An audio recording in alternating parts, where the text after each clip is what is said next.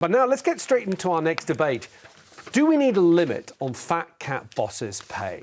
Get your calls in now. 0207 862 2222 is the number that you need. Now, Pope Leo used his first media interview to take aim at bosses who have much higher salaries than their employees. He criticised Tesla CEO Elon Musk because Tesla recently gave a $1 trillion compensation plan to Musk, making him set to be the first trillionaire in the world. Pope Leo said, "What does that mean? What's that about? If that's the only thing that has value anymore, then we're in big trouble." So this is at a time, of course, when people are struggling with the cost of living and the UK economy is not doing so great. So, Claudia, what do you think? Do you think we need to, I don't know how you would put a curb on how much money Tesla are going to pay their CEO, but certainly do we need to set an example that CEOs where governments can actually put limits to actually say, look, you can't have that bigger gap between your basic earner in your company and the top CEO? To answer your question, how can we? We can't. Right. Because we live in a capitalist world and it's a free market economy. And so demand dictates pay. So these companies are trying to attract the top people within their fields to do that job, that very, very demanding job that very few people would be capable of doing. So if the demand is there, then the pay will reflect that. So, for example, the CEO of Tesco, he's very experienced, very skilled at what he's doing. So he's being paid loads and loads of money, but he's also responsible for the livelihood of over 300,000 people.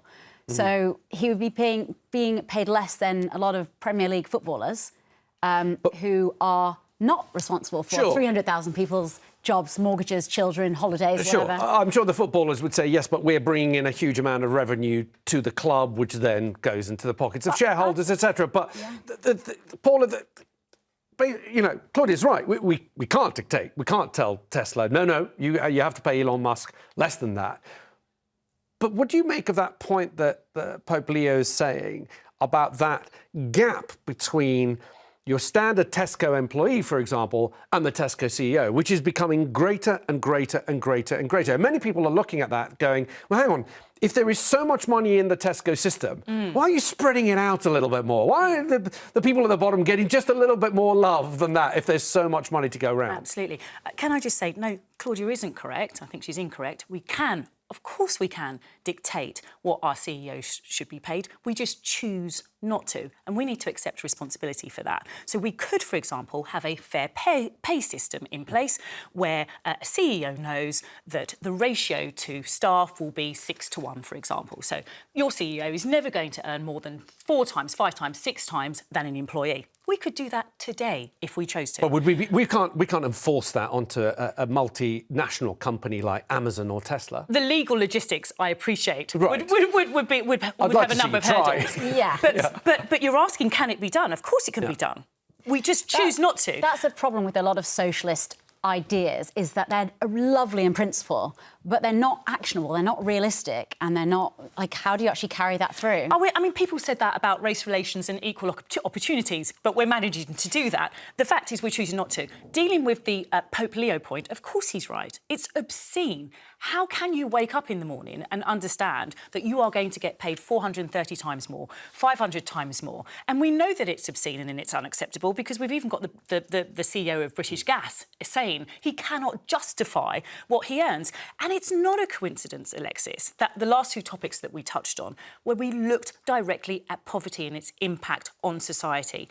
This is an opportunity here, we see, to spread the wealth. Instead of shouting at tube drivers when they ask, can I have a little bit more, please, when they go with their begging bowl, we should be saying to tube drivers and to workers, of course you can, and it's right that you should. I think it's just misdirected anger. I think it's anger directed at these CEOs because there's a resentment there that some, the few, have so much compared to the few. But really, that's not what makes people poorer. The things that are making people poorer are standard of living, their pay. OK.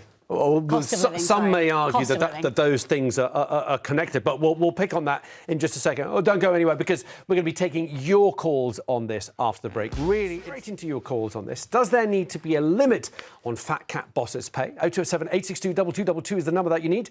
Let's head to East Yorkshire. John's patiently waiting to speak to us. John, welcome to the show. What do you think? You're looking at the wrong people. Why? You should be looking at the council bosses. They're getting much more than the Prime Minister. Right, but... They're the fat cats. People like Musk and that, they earn money. OK. Council leaders and utility leaders don't. OK, John, but as a proportion of their pay compared to what everybody else is paying the council, that maybe they're getting paid 4, 5, 6 times as much as the average earner within the council. We're talking about people who are earning 600 times more than their employees do, like people like Jeff Bezos and Mark Zuckerberg and Elon Musk. Is your problem really with the council leaders versus the people who are earning billions? Those people earn money. I agree they shouldn't be paid that much more than their employees. Okay. All right. John, thanks for kicking us off. Chris is in Hampshire. Chris, welcome to the show. What are your thoughts on this? Hello, yes. I actually think that I'm going to talk about water bosses. They Right. actually, when they get their bonuses, they're being rewarded for providing very sloppy services. And I actually think what we should be doing is bringing water boss jail, because every time they get fined, they pay the fine, the customer pays it, they keep polluting, and the fines aren't working. And then they get big bonuses. And even when they do get stopped, it doesn't work. So maybe we need water boss jail to make them change their ways. Well, Chris actually raises a really good point. Chris, you raise a really good point because, of course, you may be aware that the government are bringing in the Water Act, which was brought about directly to deal with this issue, where we saw these water company bosses make an extreme amount of money through their bonuses.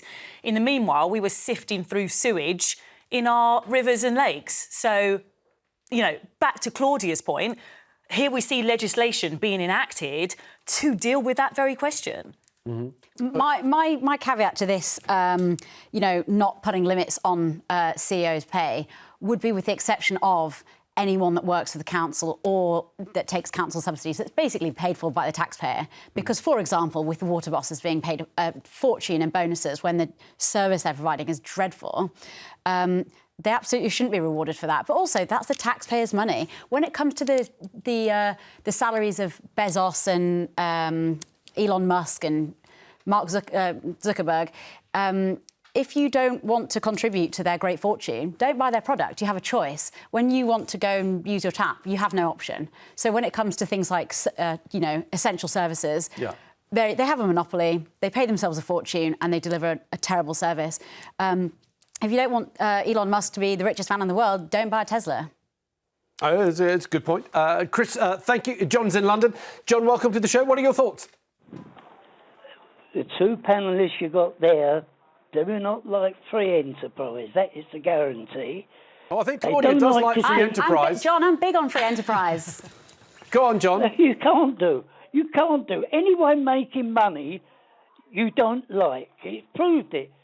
No. I don't think anyone's saying if you make money, you're unlikable. I think, and again, we're focusing this on what the Pope was saying yesterday. They were saying that the difference between the people at the top of a company and the people at the bottom of a company is becoming so huge that it just simply looks unfair. Don't they understand? These people have got targets to meet. If they meet the targets, they get the money. Sure.